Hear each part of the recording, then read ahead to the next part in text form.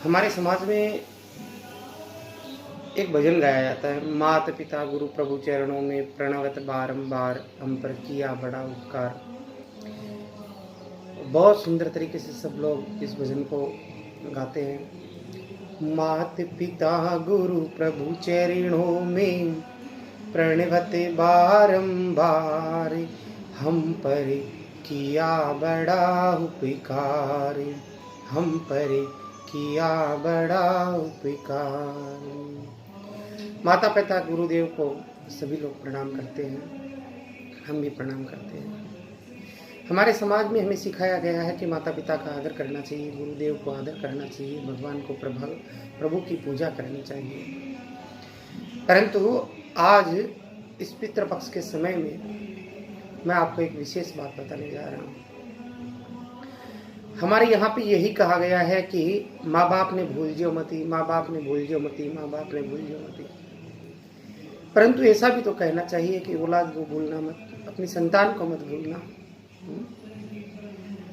हमारे यहाँ पे यह कहा जाता है कि श्रवण कुमार बेटा चाहिए, कैसा? श्रवण कुमार के जैसा। श्रवण कुमार के जैसा बेटा तो सभी मांगते हैं, परंतु आपको पता होगा कि श्रवण कुमार के माता पिता अंधे थे और श्रवण कुमार ने अपने माता पिता की सेवा की थी। और श्रवण कुमार के माता पिता अंधे क्यों हुए, उसका भी एक कारण है, उन्हें संतान चाहिए, अर्थात संतान के मोह में वो अंधे हो गए। अंधे तो धृतराष्ट्र भी थे और वो भी अपनी संतान के मोह में अंधे हो गए। श्रवण कुमार ने माता पिता की सेवा की। प्रत्येक व्यक्ति यही चाहता है कि मेरा बेटा श्रवण कुमार के जैसा हो। एकदम सही बात है, होना भी चाहिए। परंतु एक बात और विशेष ध्यान रखनी चाहिए कि माता पिता को भी वैसा ही होना चाहिए। माता पिता भी ऐसे हो जो अपनी संतान से प्रेम करने वाले हों। माता पिता भी ऐसे ही हो जो अपनी संतान को बिना किसी भेदभाव के परवरिश करे। ऐसा न हो कि एक बेटे से वो अधिक प्रेम करे, दूसरे से नहीं करे। बेटा से प्रेम करे, बेटी से नहीं करे, या बहू से नहीं करे। यहाँ बोला गया है, मात पिता गुरु प्रभु चरणों में प्रणवत बारंबार। कभी ऐसा नहीं बोला जाता कि बेटा बेटी और बहू रानी को धन्यवाद बारंबार। बेटा बेटी इनका कर्तव्य बताया गया है, सही बात है। माता पिता के द्वारा ही संसार में आते हैं संतान, और माता पिता की सेवा करना इनका कर्तव्य है। बहू का भी कर्तव्य है अपने सास ससुर की सेवा करना, परंतु कर्तव्य कुछ माता पिता का भी है। वह अपनी संतान को इस प्रकार प्रेम दे कि संसार से जाने के बाद में उनकी संतान प्रेमवश उनके प्रति तर्पण, श्राद्ध, क्रियाकर्म इत्यादि कार्य कर सके। ऐसा न हो कि संसार से जाने के बाद में उनकी संतान तस्वीर की तरफ देखें और मन में विचार करें कि जब इस संसार में थे, जब इस संसार में जीवित थे, तब तो कभी लाड़ प्यार से बात नहीं किया। जब इस संसार में थे तब तो कभी प्रेम नहीं किया, और अब जब इस संसार से चले गए हैं, हमारे दिया हुआ कभी वो पानी भी नहीं पीते थे, हमसे वो बात भी नहीं करते थे, हमेशा झगड़ा करते थे। उस समय तो हमारे हाथ से कभी उन्होंने नहीं लिया, परंतु अब वो चले गए हैं, अब वो हमारे हाथ से कैसे स्वीकार करेंगे?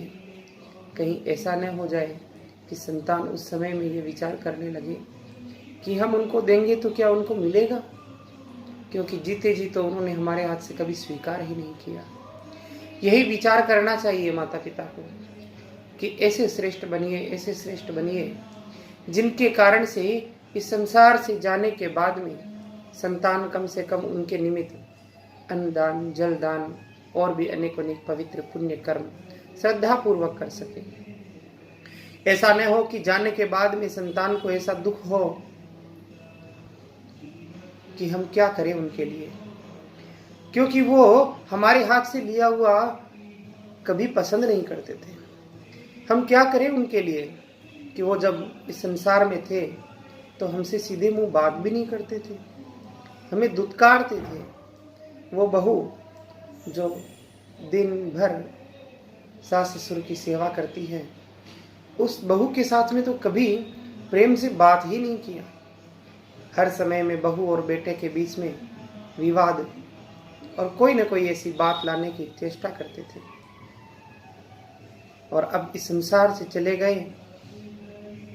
तो बहू विचार करती है कि इस संसार में थे तब तो वो कभी मुझसे बात ही नहीं करते थे, अब चले गए हैं तो क्या वो मेरे हाथ से दिया हुआ स्वीकार करेंगे। यही विचार करके व्यक्ति को हमेशा श्रेष्ठ कार्य करना चाहिए। यही विचार करके व्यक्ति को इतने अच्छे कार्य करने चाहिए अपने संतान के प्रति। कम से कम आप समाज के प्रति करते हैं, बहुत बढ़िया बात है। समाज आपके लिए पिंडदान करने नहीं आएगा, समाज आपके लिए तर्पण करने नहीं आएगा। आप पूरे गांव में, पूरे राष्ट्र में अपनी ख्याति बना लीजिए, परंतु आपको मुखाग्नि देने के लिए अंतिम समय में कोई नहीं आएगा। आपकी संतान ही आपके काम आएगी। इसलिए आपको यह कर्तव्य है कि अपनी संतान को कम से कम इस संसार में जीते जी लाड प्यार करें। हो सकता है संतान के द्वारा कोई प्रकार की गलती हो जाए, हो सकता है उनके द्वारा कोई ऐसा अपराध हो जाए, परंतु वो संतान है, आप माता पिता हैं। आपका यह कर्तव्य है कि अपनी संतान को प्यार करें, उनको दुलार करें। कम से कम एक समय ऐसा निश्चित कर लें कि अब तो कुछ समय रहा है हमारे पास में, 2 साल, 5 साल, 10 साल बाद में तो हम इस संसार से चले जाएंगे। हम अपनी संतान को माफ क्यों नहीं कर देते? हम अपनी संतान के साथ में ऐसा व्यवहार क्यों नहीं करते कि वो संतान कम से कम हमारे साथ में ऐसी यादें संजो करके रखे हमारे जाने के बाद में भी, कि वो कम से कम हमारे लिए श्राद्ध, दान, पिंडदान, तर्पण और अन्य अन्य प्रकार के श्रद्धापूर्वक कार्य संपन्न कर सके। ऐसा न हो कि जब इस संसार से हम चले जाएं, आने वाली पीढ़ियां कहे कि वो हमारे कभी काम नहीं आए, वो हमसे कभी उन्होंने सीधे मुंह बात ही नहीं की। आज हम उनके लिए कुछ भी करें तो उनको कैसे मिलेगा? हो सकता है मेरी बात कुछ अलग हो, आप लोगों को किसी को अच्छी लगे, किसी को न लगे, परंतु एक बार विचार जरूर करना। माँ बाप को भूलजो मती।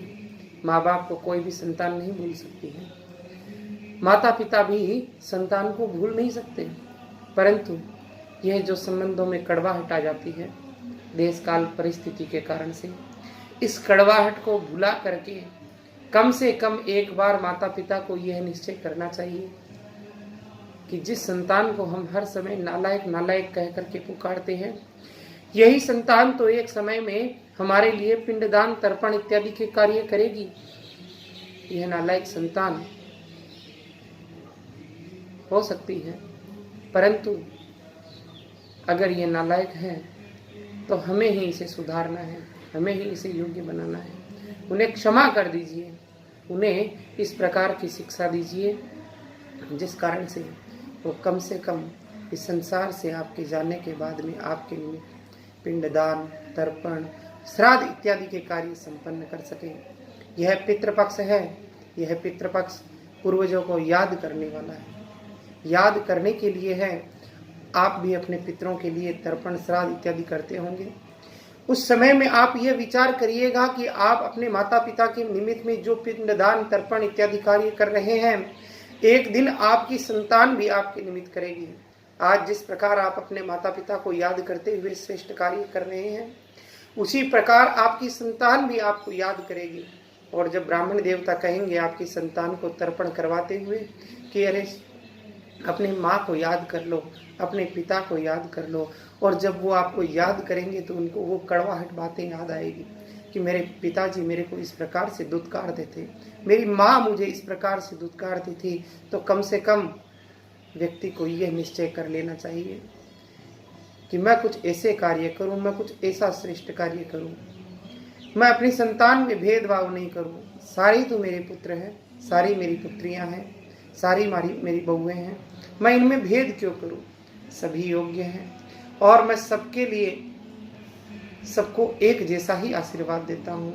इसी प्रकार विचार करते हुए व्यक्ति को जीवन जीना चाहिए। कुछ श्रेष्ठ कार्य करिए, समाज में बड़े बन जाएंगे, समाज में ऐसा हो जाएगा, समाज के प्रति ये हो जाएगा, इस प्रकार के विचार मत करिए। समाज आपके लिए पिंडदान नहीं करेगा। हो सकता है समाज आपके लिए शामिल हो जाए, आपके घर से लेकर के दाह संस्कार जहाँ होता है, शमशान भूमि, वहाँ तक आपके साथ में चले, आपकी उस अर्थी को कंधा दे करके चले, वो भी थोड़े थोड़े देर के लिए, वो भी कंधा बदला जाएगा, परंतु आपकी संतान ही आपके काम आने वाली है। आप इस बात के ऊपर जरूर विचार करिएगा। श्राद्ध पक्ष, पितरों को श्रेष्ठ, पितरों के निमित्त श्रेष्ठ कार्य करने वाला जो पक्ष है वो श्राद्ध पक्ष है। दान पुण्य धर्म के कार्य करिए, श्रेष्ठ कार्य करिए। और एक श्रेष्ठ कार्य करिए, बहुत सारे जब आप दान करते हैं ना, तो एक दान और कर दीजिएगा। अपने मन में जो नफरत का भाव है, उस नफरत के भाव का त्याग कर दीजिएगा। यदि आप अपने मन के नफरत के भाव को त्याग देंगे ना, तो फिर आपके पितर भी प्रसन्न होंगे और पितर देवता प्रसन्न होकर के आपको और आपकी संतान को भी शुभ आशीर्वाद प्रदान करेंगे। आपके वंश की वृद्धि होगी, आपके व्यापार की वृद्धि होगी। और पितर देवताओं को प्रसन्न करने के लिए आपको अपने परिवार को एक जगह इकट्ठा रखना पड़ेगा, जोड़ करके रखना पड़ेगा। आप अपने परिवार को जोड़ करके रखिए, पितृ देवता अवश्य ही प्रसन्न होंगे। हर प्रकार के पितृदोष आपके मिट जाएंगे, क्योंकि जिनके पितृदोष होता है ना, उनका सबसे पहले परिवार ही बिखर जाता है। परिवार बिखर जाता है और सारे लोग एक दूसरे के ऊपर आरोप प्रत्यारोप करने लग जाते हैं। आप यदि वास्तविक रूप से पितृदोष की शांति करना चाहते हैं तो अपने परिवार को जोड़ के रखिए, अपने परिवार को इकट्ठा रखिए। आपका परिवार यदि जुड़ा हुआ रहेगा, इकट्ठा रहेगा, आपके पितृ देवता बड़े ही प्रसन्न होंगे। जय श्री कृष्ण, जय श्री राम, जय पितरजी महाराज।